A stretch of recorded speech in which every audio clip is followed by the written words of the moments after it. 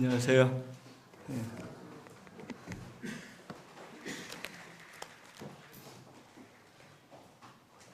오늘은 출애굽기 3장 말씀을 보겠습니다.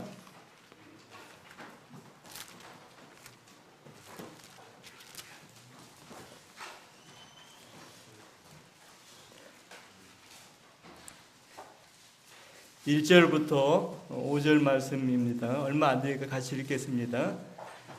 모세가 그 장인 미디안 제사장 이드로의 양무리를 치더니 그 무리를 광야 서편으로 인도하여 하나님의 산 호렙에 이르매 여호와의 사자가 떨기나무 불꽃 가운데서 그에게 나타나시니라.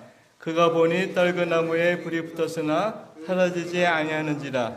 이에 가로되 내가 돌이켜 가서 이 큰 광경을 보리라. 떨기나무가 어찌하여 타지 아니하는가 하는 동시에 여호와께서 그가 보려고 돌이켜 오는 것을 보신지라.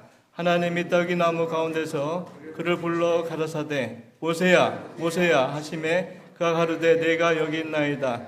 하나님이 가라사대 이리로 가까이 하지 말라. 너희 선 곳은 거룩한 땅이니 네 발에서 신을 벗으라. 이렇게 아는 아주 유명한 말씀입니다.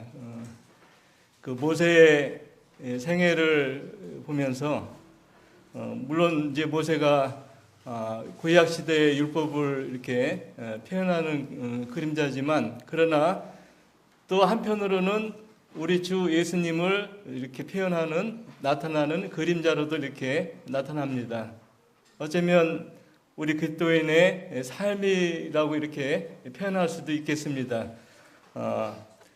모세가 목동이 된 것은 자기 의지가 아니었죠. 그가 이제 40세 돼가지고 자기 백성을 돌아보기 위해서 하다 보니까 우연히 애굽 사람을 쳐 죽여서 그를 통해서 이제 도망자, 살인자의 그 입장에서 도피해가지고 미디안, 오늘날 따지면 사우디아라비아 광야로 이렇게 도피하게 됐습니다. 그러니까 모세의 과거의 경력은 뭐죠? 살인자며 또 도망자이다, 도망자. 그래서 도망자라는 그런 그 모세의 그 과거 영역이 있는데, 그러나 이제 모세가 40년 동안 광야 생활을 했을 때, 또 목동의 생활을 했을 때 그가 어떻게 변했을까요? 이제 더 이상 40년 전에 그 이 왕자의 그 모습은 다 없어졌겠죠. 또 그런 사람도 아니겠죠. 아침에 일어나면 어떻게 했습니까? 아침에 일어나 가지고 이제 그 목동의 여러 가지 복장과 도구를 챙겨지고 그 다음에 이제 광야로 이렇게 몰고 이제 양들을 끌고 갔겠죠. 어떤 때는 이제 하루 이틀도 아니고 한 달, 긴 기간 동안 광야에서 자면서 또 얼마나 그 외롭고 쓸쓸하고 또 고된 생활을 하지 않았겠습니까? 그래서 이 그러니까 모세의 삶을 세 가지로 어떤 분들이 이렇게 나누더라고요. 우리도 그렇게 나누죠. 첫 번째는 40년 동안의 광야에서 이 왕자의 삶. 그래서 이 애굽의 학술을 배웠다고 그러죠. 그래서 모세가 40년 동안에 애굽의 학술, 언어, 그 다음에 여러 가지 그 지혜. 그러니까 이 요셉은 이제 오늘말 따지면은 이제 그 유학파 굉장히 쉽게 말하면 이제 세상의 학문에 통달한 사람이었는데 우연히 이제 한 사건으로 인해서 갑자기 이제 쫓겨나서 광야에서 이제 이 이드로 장인을 만나가지고 목동 생활을 하게 된 거죠. 근데 참 그래도 감사하게 40년 동안 아무 불평 없이 월급을 받았는지 모르겠어요. 그러나 이제 자기 소유도 없는 거 보니까 굉장히 마음을 내려놓고 일을 했던 것 같아. 그냥 자연인 같이 우리 같이 일을 한 것 같은데 40년 동안의 그 삶을 통해서는 이 목자의 삶을 이렇게 배우게 된 것이죠. 양들이 얼마나 미련합니까? 또 둔합니까? 또 이 목동이 없으면 양들이 그 위험을 처하잖아요. 그래서 이 목자들은 그 허리에는요, 그 다윗의 시편의 말씀대로 여호와는 나의 목자시니 하면서 나중에 보면은 주의 막대기와 그 다음에 지팡이가 나를 안위하시다 이렇게 했거든요. 막대기가 뭐냐면은 막대기는 올리브 나무가 이렇게 그 이스라엘이 많이 중동 지역이 있잖아요. 근데 올리브 나무에 보면은 이 줄기 있잖아요. 줄기에서 이렇게 해놨는데 이것이 굉장히 그 뭐라고 그러죠? 묵둥해가지고 잘라가지고 이렇게 쓰면은 이 맹수 같은 것을 이렇게 물리칠 수 있는 도구가 된다고 그래요. 그래서 이걸 허리에 이렇게 딱 차고 다녔던 것이죠. 그 다음에 이제 지팡이는 뭐냐면은 뿌리에서 이렇게 올리브나 뿌리에서 이렇게 아주 가늘고 긴 뿌리에서 난 것이 지팡이인데 그것은 이제 또 필요했겠죠. 길을 가르면서 지팡이가 필요했겠죠. 그래서 이제 이 모세는 이제 그런 복장을 했겠죠. 그 다음에 또 어떤 복장을 했겠습니까? 이게 보면은 신발을 신었다고 그러잖아요. 신발을 왜 신었겠습니까? 물론 우리는 이제 저희가 어렸을 때는 제가 초등학교 때는 검은 고무신을 이렇게 신은 기억이 나죠. 그 다음에 이제 저기 조금 형편이 좋으면 하얀 고무신 신고, 그 다음에 제가 이제 기억나는 것은 오래전 얘기예요. 오래전 얘기인데 축구 시합을 하는데 저희들은 이제 그 운동화를 없어가지고 운동화 고무신 신고 이렇게 검은 고무신 신고 운동을 했는데 이제 저희 초등학교 교장 선생님 아들이 또 같은 반에 있었어요. 근데 그 아들은 운동화를 신고 이렇게 축구를 했던 경험이 있어서 부러워가지고 우리는 언제 운동화를 신어보나 이렇게 했는데 지금은 이제 우리가 나이키니 뭐 아디다스니 뭐 없는 신발이 없잖아요. 신발이 서너 컬레 이상 있지 않습니까? 그런 세상으로 이렇게 변했는데 이 광야는 햇빛이 내리쬐고 그러지 않았습니까? 그러니까 햇빛이 내리쬐니까 어떻습니까? 첫째, 뜨겁잖아요. 그죠? 맨발도 그렇잖아요. 맨발로 다닐 수가 없잖아요. 그러니까 옛날에 해달 가죽이라든가 나오지 않습니까? 그래서 신발이 필요했고, 또 이 광야 자체가 거칠잖아요. 그 다음에 모세는 왕년에 어떤 생활을 했냐면 왕자 생활을 했지 않습니까? 그러니까 감히 신발을 벗는다는 것은 모세 생각에는 없었어요. 모세 생각에는 신발을 신어야 된다 이렇게 해가지고 높은 신분을 나타내는 그림자를 이렇게 신발은 표현하고 있는데, 그래서 모세가 이 광야길을 그 길은 아주 낯선 길이 아니었겠죠. 그죠? 그래서 40년 동안 이 광야의 그 삶을 이렇게 목동의 삶을 했던 것을 성경이 이렇게 기록되어 있습니다. 3장 1절에 이렇게 기록되어 있잖아요. 한번 보죠. 모세가 그 장인 미디안 제사장 이도로의 양무리를 치더니, 그러니까 양무리 목동이라는 것이죠. 그래서 그 무리를 광야 서편으로 인도하여 하나님의 산 호렙에 이르매. 요게 이제 호렙이라 나오고 또 다른 걸 이렇게 수레기 읽어보면은 이 시내산 나와요. 시내산. 근데 여기서 보면 미디안에 있는 광야거든요. 그러니까 시나이 반도에 있는 그 시내산이 아니란 얘기죠. 그렇죠? 근데 우리는 왜 이렇게 분명히 성경에 보면 이 모세가 치는 데서 내가 다시 이스라엘 백성들을 인도한다고 했는데 왜 사람들이 분명히 미디안 광야면 사우디아라비아 광야인데 왜 사람들이 이걸 왜 이렇게 지금도 이 그림을 보면 그 시나이 반도의 그림 이스라엘 백성이 40년 동안 여정이 그려져 있잖아요. 왜 그걸 벗어나지 못할까? 저는 지금도 우리는 항상 어떤 전통이나 가르침에 그렇게 하지 말고 우리는 항상 성경에 뭘 말하나, 성경을 뭘 말하나 이렇게 우리가 성경 말씀을 우리가 중시히 여기면 좋지 않겠나 이런 걸 하게 됩니다. 그래서 여기 보면 호렙산, 시내산의 이름에, 그러니까 모세는 매일 반복적인 삶을 40년간 살았어요. 이렇게. 그 40년 동안 직장 생활하면은 어떻죠? 따분하죠? 그죠? 따분하고, 이거 다람쥐 쳇바퀴 돌아가듯이 이렇게 하고. 근데 어찌 보면은 직장 생활을 40년 할 수 있다 그러면 저는 행복할 것 같아요. 왜냐면, 직장 생활 하다 보면 어떤 조직이지 않습니까? 그죠? 조직 안에서 월급도 잘 나오고, 동료도 많고, 또 여러 가지 애경사에 있으면 같이 함께 하고, 이거 있지 않습니까? 좀 약간 힘들어도.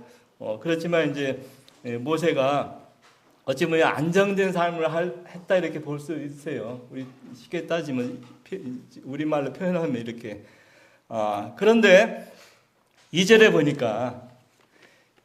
보니까 여호와의 사자가, 그러니까 여호와의 사자라고 표현할 때는 구약에 우리 주님께서, 예수님께서 이렇게 이 인간에게 나타날 때는 이런 표현을 이렇게 씁니다. 이런 표현으로. 그러니까 예수님이, 우리가 성육신은 이제 우리가 오늘날 우리 시대는 요한복음에 나온 대로 예수님이, 하나님이 사람 되어 오셨지 않습니까? 그래서 우리가 예수님을 볼 때는 하나님을 본 거 마찬가지지만, 그러나 예수님을 볼 때는 우리가 똑같은, 그렇죠? 아기로 태어나셔가지고 피를, 혈통을 지니시고 또 피곤하시고 기뻐하시고 이런 똑같은 질감을 우리 예수님이신데, 그러나 구약 시대 때는 이런 식으로 이렇게 표현할 때 예수님이 이제 하나님의 사자로 나타난 걸 이렇게 볼 수가 있어요. 근데 사자가 어디예요? 떨기나무 가운데. 이제 우리가 떨기나무는 이제 우리는 익숙하지 않지만, 이 중동 사막, 중동 지역이나 이제 사우디아라비아나 이런 지역에서는 아주 흔한 나무예요. 흔한 나무. 그냥 크지 않고 이렇게 볼품없는, 가시가 좀 있고 조그맣고 이렇게 어떤 쓸모없는 나무예요. 쉽게 말하면 쓸모없는 나무. 땔감으로도 쓸모없고, 그 다음에 어떤 뭐라고 그러죠? 집에 어떤 기둥으로도 쓸 수 없고, 그러니까 이 쓸모없는 나무가 이렇게 딱 이렇게 있었어요, 항상. 근데 가끔가다 열기에 의해서 이 불도 난다고 그럽니다. 그런데 여기 보니까 불꽃이 그 나무 가운데 있는데, 모세가 이제 그냥 저 불 붙었구나 이렇게 생각했겠죠. 첫 번째는. 그래가지고 뒤에 보니까 떨기나무에 불이 붙었으나 사라지지 아니하는 거예요. 그러니까 아니 그냥 보통 나무에 불이 붙으면 이내 사라져야 되지 않습니까? 불은 나무가 없으면, 어떤 연료가 없으면 타지 않잖아요. 그죠? 연료가 없이 불이 계속 탄다 그러면 큰일 나죠. 이 세상 다 불로 이렇게 타고 없어지죠.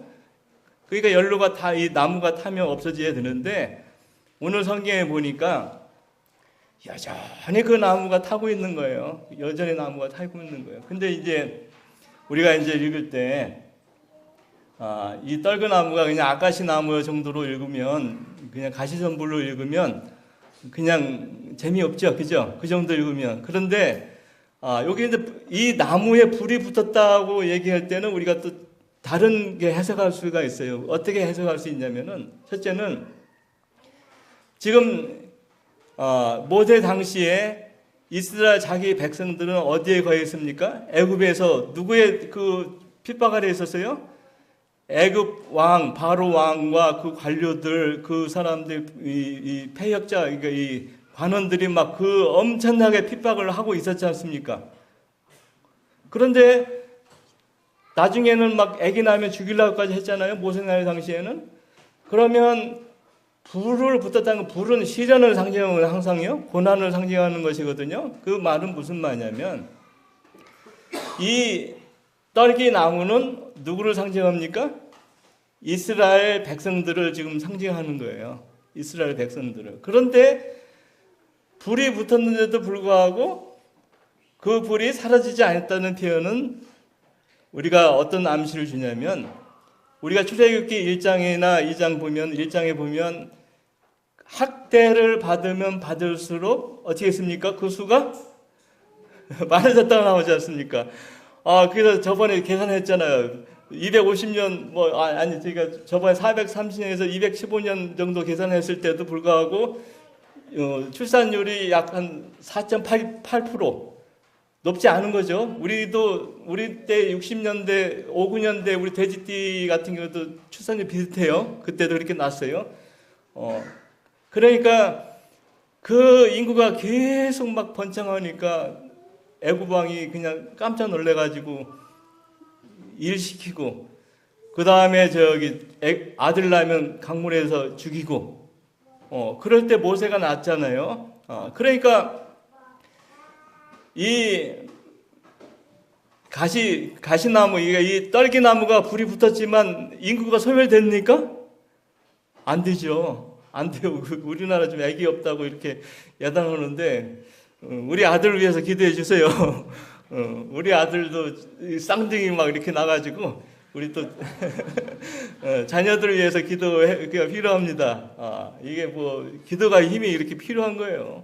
그죠? 그 다음에 이제 두 번째는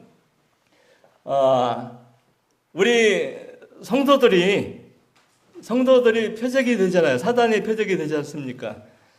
그래서 지금 인류 역사에 기독교 세력을 누가 공격합니까? 사단이 계속 공격하는 거 아닙니까? 그죠? 하나님이 공격하는 건 아니에요. 하나님은 연단하신다고 표현했지, 우리 인류 그리스도인들을, 하나님 자녀들을, 거룩한 하나님 자녀들을 이렇게 아주 그냥 몰살시키지는 않아요. 그죠? 그러니까 우리 성도님들 가운데 고난 겪는 분이 있잖아요. 질병으로 고통받고, 또 여러 가지 가난으로, 또 직장에서나 이런 믿는 것 때문에 고통받고 이렇게 하시지 않습니까? 그러니까 이 사단이 아무리 우리 그리스도인들을, 성도님들을 공격을 해도 우리 성도님들이 그냥 넘어질까요? 아니면 끝까지 살아남을까요? 끝까지 살아남는 거예요. 이게 우리에게 주는 교훈이에요. 그러니까 지금 질병이 있다 하더라도요, 걱정하지 마세요. 제가 윤석하 아시죠? 옛날에 윤석하 그분 얘기를 이렇게 들었는데, 나이가 지금 한 70은 아직 안 됐어요.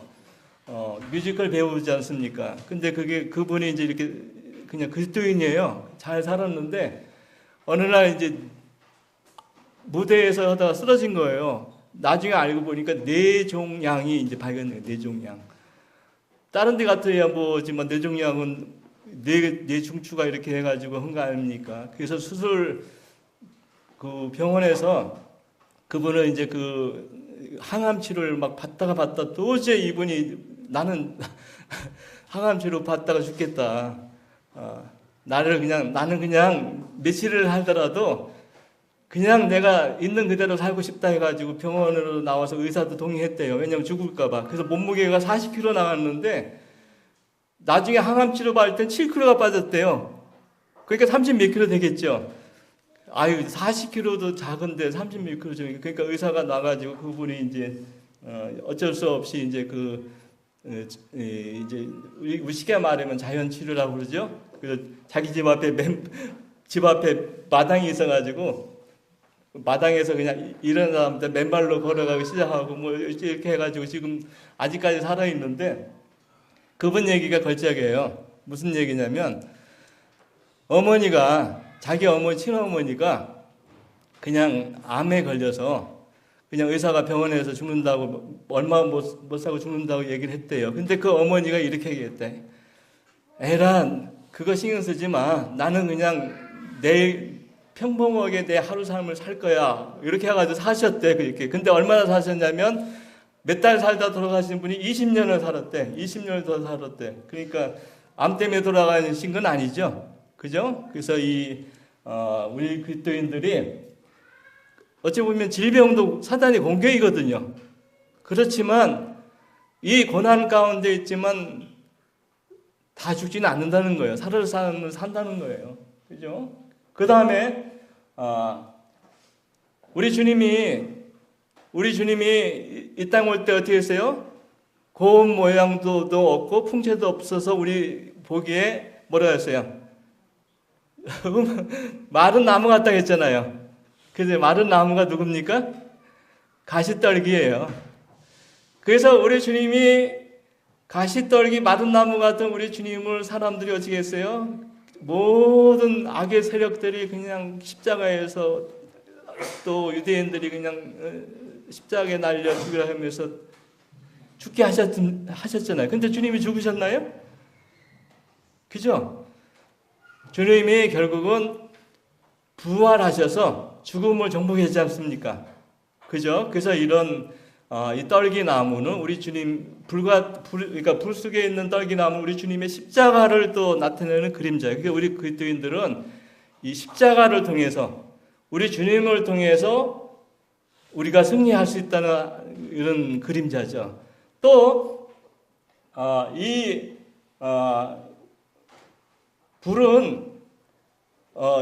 불은 하나님을 상징해요. 불 자체가. 왜냐하면 히브리서 말씀에 보면 우리 하나님은 소멸하는 불이시다. 불은 하나님이에요. 그죠? 불은 하나님인데 하나님이 없어집니까? 하나님이 죽습니까? 하나님은 어제나 오늘이나 영원토록 뭐예요? 동일하신 분이에요. 어제의 하나님, 그죠? 오늘의 하나님, 2000년 전의 하나님이나 모세의 하나님이나 앞으로 오시는 하나님은 영원토록 알파와 오메가 되시는 하나님이죠. 그러니까 불은 우리 하나님 자신을 얘기하는 거지만 이 불이 소멸됩니까? 안 되는 거예요. 영원토록 하나님이요. 그 다음에 이 불은 악의 세력을 어떻게 합니까? 심판합니다. 그죠? 그래서 이 불은, 여기 나타나는 이 불은 누굴 상징합니까? 하나님 자신을 이렇게 계시하는, 나타내는 이 그림자가 되겠습니다. 그런데 3절 한번 보죠. 이에 가로되 내가 돌이켜 가서 이 큰 광경을 보리라. 떨기나무가 어찌하여 타지 아니하는고 하는 동시에, 그냥 평범하게 나타나면 모세가 찾아봤겠어요? 그래서 새 몇 마리가 푹 날아간다 그러면 모세가 봤겠습니까? 모세는 이미 나이가 몇이에요? 80이에요, 80. 이 80 된 사람들은 이것저것 다, 이 산전수전 다 겪은 사람들이에요. 그죠? 또, 흥미로운 것도 별로 없어요. 저도 흥미로운 것이 별로 없어요. 그죠? 어제 마트에 갔더니 어떤 노인이 그냥 생선을 이렇게 두 팩을 사고 하더라고요. 나이 한 80 부부 같은데, 뭐 별로 또 없어요. 그것만 2개 들고 가시는 거예요. 그러니까 저분들은 저게 좋아하시나 보다. 유일한 희망인가 보다. 그렇게 생각하고 갔는데, 흥미로운 게 없는 거예요. 별로 새로운 게 없는 거예요. 해야 될 새 것이 없다고 했지 않습니까? 그죠? 그런데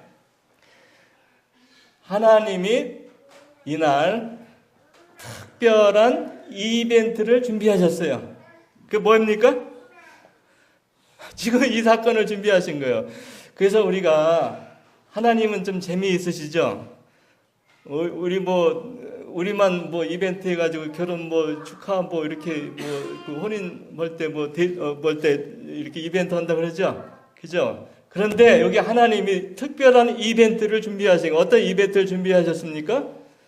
지금 이와 같은 불타는 가시나무 가운데 불이 나타나가지고 꺼지지 않는 불을 하나님이 준비하신 것이에요. 그러니까 하도 불이 안 타니까 모세가 딱 돌이켜가지고 가려고 하다가 돌이킨 거예요, 지금. 돌이켰다가 나오잖아요.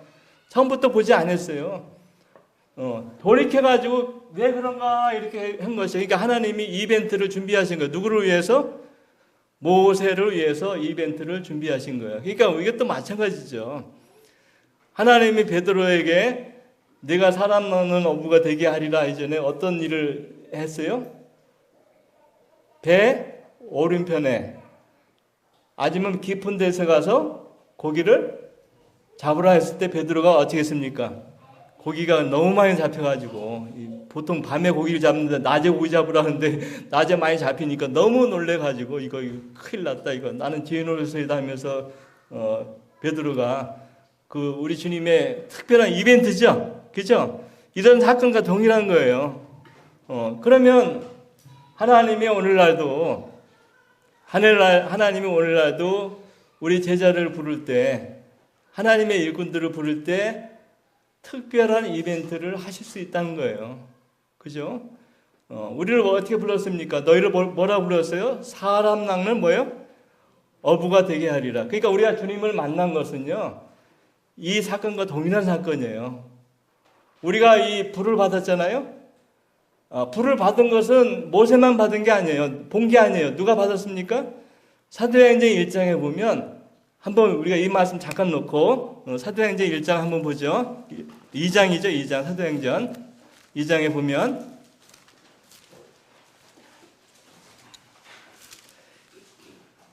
(2장 2절에) 보면 하늘로부터 호련히 하늘로부터 급하고 강한 바다 같은 소리가 있어 저희 온 집에 가득하여 하며 불이 혀같이 갈라지는 것이 저에게 보여 각 사람 위에 임하여 있더니, 여기 보면 바람, 불 이렇게 표현되지 않습니까? 불 같은 것이 각 사람의 머리 위에 있다 이렇게 했습니다. 그러니까 이 각 사람의 혀에 갈라지는 것 같이, 그러니까 이 불은, 바람은 뭘 상징하냐면 성령님을 상징하는 겁니다. 성령님 오늘날. 그러니까 우리 그리스도인들은 어쩌면 불을 보고 불을 받은 사람이에요. 불을 받은 것이에요. 자, 우리가 불을 받았으면 가만히 있을 수도 있겠어요? 우리가 그리스도인에 대한 특징이 뭡니까? 불 받고 나면은 우리가 전도하지 않습니까? 전도 안 하면 그게 이상한 거예요. 너무 신기하니까, 새로운 세상이 열렸으니까. 지금 모세가 지금 너무 신기해가지고 큰 광경이 나오지 않습니까? 큰 광경, 큰 이벤트, 하나님의 이벤트가 모세가 딱 보여줬을 때 모세가 놀란 거예요. 왜 그런가? 이게 보려고 갔더니 뭐라고 나옵니까? 4절에 여호와께서 그가 보려고 돌이켜 오는 것을 보신 자. 돌이켜 온다는 얘기는 모세가 이제 방향을 바꿔가지고 오는 것이죠. 자기 길 가려고 하다가 하나님이 떨기나무 가운데서 그들을 불러 가로되 모세야 모세야 하시니 그 가로되 내가 여기 있나이다. 그래서 이제 모세를 부르셨지 않습니까? 이거 꼭 모세만 부른 게 아니잖아요. 우리 주님이 베드로를 부르셨잖아요. 갈릴리 어부에서, 그죠?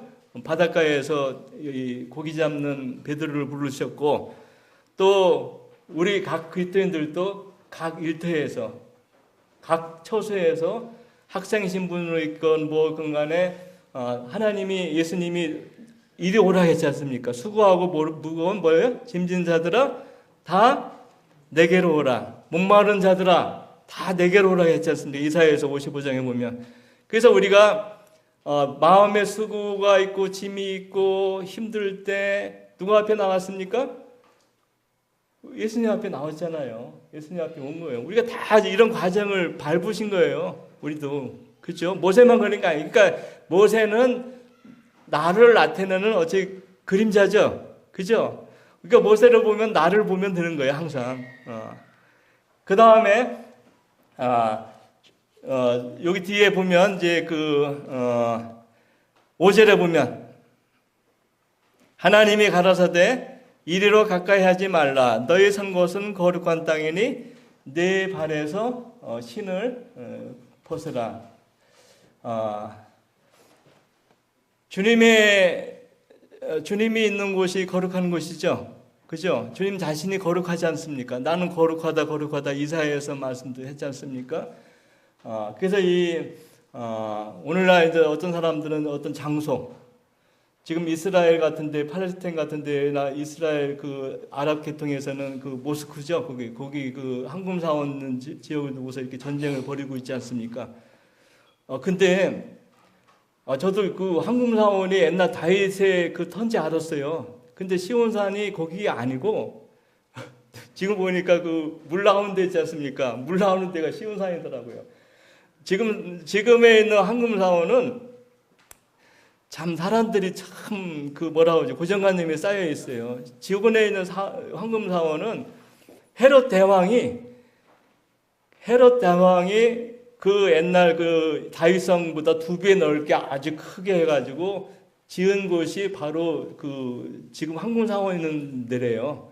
그러니까 옛날 다윗 다윗터가 아니죠. 다윗의 씌운 처음에 이렇게 다윗이 그 솔로몬이 쓴 터는 그 우물이 바로 있어가지고 우물 가까이에서 이렇게 했어가지고 거기인데, 근데 사람들은 지금까지도 그 황금 사원을 두고서 이게 무슨 거룩한 뭐 성턴 이렇게 여기겠는데, 제가 보니까 이 계시록에 나오는 하나님의 성은 그쪽이 아니고 다른 곳에 세워지겠구나. 딱 제가 한눈에 제가 오더라고요. 야, 성경 말씀이 이렇게 정확하네. 그 건드리지 않고도 그 새로운 성이. 그러니까 사람들은, 이스라엘 사람들은 왜 그 성전을 거룩히 여겼냐면, 솔로몬, 그러니까 과거 율법 시대에는 뭐가 피를 흘려야 돼. 동물이 피가 흘려야 되지 않습니까? 동물의 피가. 근데 지금 이스라엘 그 정통 유대인들이나 이스라엘 사람들 가운데 지금 짐승 잡고 제사 드립니까? 뭐 잡는지 아세요? 닭 잡아요, 닭. 왜 닭에 있더니 구약성경에 나옵니다. 나중에 찾아드릴게요. 그러니까 그들이 지금 우리 주님을 안 믿고 주님을 부인하니까, 아직 안 믿으니까 다시 성전에서 피를 흘려가지고 거룩히 돼야 되는데, 짐승을 잡아야 되는데 못 잡으니까, 그래서 이스라엘 사람들은 어디에 지금 목매이고 있어요? 그 성전에 목매이고 있는 거예요. 그래서 지금 물러서지 않는 전쟁이 지금 벌어지고 있는 것이에요. 그죠? 그런데 거룩한 곳은 장소에 있습니까? 아니면 장소가 떠난 우리 있는 곳에 있습니까? 오늘날 우리가 그 성경에 보면은 베드로전서 6장 19절 말씀을 보죠. 이 말씀을 이렇게 적고요. 6장 19절에 보면은, 베드로전서 6장 19절에 보면, 너희 몸은 너희가 하나님께로부터 받은 바 너희 가운데 계신 성령에 전인 것을 알지 못하느냐. 사도께서 고린도교회 성도행에서 뭐라고 나옵니까? 너희가 뭐요? 하나님께로부터 받은 바 너희 가운데 계신 뭐요? 성령의 전이라는 것이죠. 그러니까 오늘날 누가 거룩합니까? 이 그리스도인들이 거룩한 것이에요. 하나님의 자녀들, 백성들이. 그죠? 이 교회가, 그죠? 교회가 모임이지 않습니까? 이 성도들이 모임이 교회지 않습니까? 그래서 이 하나님의 관심은 사실 오늘날 이런 어떤 장소적인 개념이 아니고, 우리 장소를 떠나서 우리 성도들 가운데 계신 성령님의 전을 하나님은 더 거룩하다 이렇게 하신 것이죠. 그래서 이제 이 가까이 하지 말라 이렇게 했는데, 거룩한 땅에 이렇게 했는데, 하나님이 여기 나오는 이 여호와의 사자가 모세에게 특별히 주문한 게 있습니까? 한번 뭐라고 주문했습니까? 5절에 보면, 5절 하반절에 보면 뭐예요? 내 발에서 뭐예요? 신을 벗어라. 신을 벗으라는 거예요. 옛날에는 뭐 샌들이겠죠, 그죠? 샌들 이렇게 개념으로 이렇게 돼 있는데, 신은 그럼 뭘 상징하는 것인가? 우리가 누가복음 15장 22절에 보면 집 나간, 안 찾아도 돼요. 집 나간 그 아들이, 그죠? 집 나간 아들이 아버지께 들어왔을 때 아버지가 뭐라고 했어요? 제일 좋은 옷을 입히고, 그 다음에 손에 뭐요? 가락지를 끼우고 발에 신을 신으라. 그러니까 그 당시 문화, 오래된 문화는 이 종들은 신발을 안 시켰어요. 없었어요. 비싸기도 하고 돈 들어가고 그러니까. 그러니까 신을 볼 때는 저 사람은 그래도 종은 아니고, 그죠? 신분이 다루는구나 이렇게 알 수 있는 것이에요. 물론 우리나라 이제 그 신발을 벗는 것은 다른 이유로 벗겠지만, 그 다음에 룻기 4장에 보면 한번 읽어보죠. 4장 5절 7절에 보면, 룻기 4장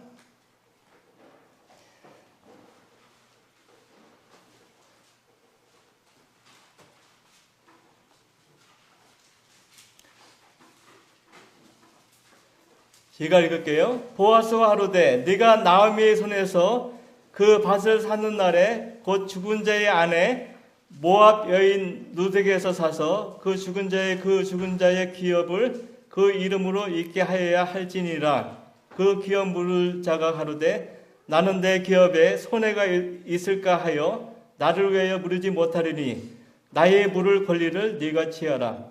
그 뒤에 보면 그 신을 벗어서 이웃에게 주더니, 그러니까 룻기서에서 우리가 보면 신발을 벗는 행위는 뭐냐면 자기 권리를 포기하는 것이에요.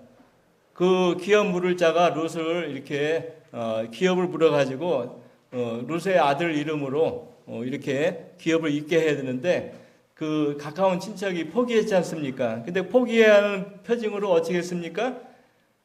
신발을 벗겨가지고 어떻게 옆에 사람에게 이렇게 주는 거예요. 그러니까 신발을 포기하는 거예요. 그러니까 신발은 권리를 포기하는 거죠, 권리. 그러니까 이 신발을 벗으라는 것은 지금 두 가지 개념이 나오죠. 첫째는 뭐예요? 내 신분, 종의 신분을 내가 지금 자유인으로 살아가지만 네가 앞으로 종이 되어라. 하나님의 종이 되어라 그거죠. 두 번째는 종은 자기의 권리, 의무, 그죠? 자기가 할 수 있잖아요. 의지가 있지 않습니까? 그러나 종은 내 의지, 생각, 그죠? 내 이런 것도 다 버려라 이 얘기예요. 그죠? 물론 종이라고 이렇게 표현을 했지만 어떻게 보면 그 당시 종은 지금보다 더 심했지 않습니까? 그죠? 지금은 뭐 이게 하인 하면 우리가 이렇게 굉장히 조선시대만 해도 어렵게 느꼈지만 지금부터 얼마 전이요? 3,500년 이상 됐을 때에 종은 얼마나 더 힘들었겠어요. 그죠? 그래서 이 하나님은 모세에게 너 신벗어. 네가 선 곳은 거룩한 곳이야. 신벗어. 그러면 이제 우리가 모세가 이렇게 얘기하겠죠. 하나님, 이 광야에는 신을 신어야 돼요. 그죠? 왜 신을 벗으라고 합니까? 근데 이제 모세는 이미 다 마음이 부서졌지 않습니까? 그래서 하나님 말씀을 순종한 거예요. 그래서 벗은 거죠. 그래서 이 모세가 신을 벗은 것은 종의 삶을 살라고 한 거지 않습니까? 그래서 우리가 이제 마태복음 제가 읽을게요. 너희 중에 누구든지 크고자 하는 자는 너희 중에 누구든지 크고자 하는 자는 너희를 섬기는 자가 되어야 하리라. 너희 중에 누구든지 으뜸이 되고자 하는 자는 너희 종이 되어야 하리라. 인자에 온 것은 뭐예요? 섬김을 받으려 함이 아니라 도리어 섬기려 하고 자기 목숨을 많은 사람의 대속물로 주려 함이라. 마태복음 20장 26절에서 28절을 보면 우리 주님이 크고자 하는 사람은 뭐예요? 섬기는 자가 되어야 하리라. 그 다음에 예수께서 제자들에게 이르시되 아무든지 나를 따라오거든 자기를 부인하고 십자가를 지고 나를 쫓으니 이렇게 나오죠. 그 다음에 신을 벗는다는 것은 섬기는 삶이에요. 그래서 우리가 그 베드로전서 5장 3절에 보면 이렇게 기록됐어요. 맡겨온 자들에게 주장하는 자세로 하지 말고 오직 양물에 본이 되라. 그러니까 양물에 본이 되라고 이렇게 기록지 않습니까? 그 양물에 본이 되는 것을 우리가 신을 벗는다 이렇게 본이 되는 삶을 얘기할 수 있는 것이에요. 그 다음에 우리가 빌립보서 2장에 보면 너희 안에 이 마음을 품으라. 그것도 예수의 마음이니 이렇게 하면서 그 우리 주님이 본래 하나님이셨지만 인간이 되셔가지고 죽기까지 복종하셨으니 어디 죽으셨어요? 곧 십자가에 죽으심이라. 그래서 빌립보서 2장 5절 8절 말씀에 의하면 우리 주님은 이 주님의 마음을 가지라는 거예요. 그죠? 겸손한 자만이 주님의 마음을 가질 수 있겠죠.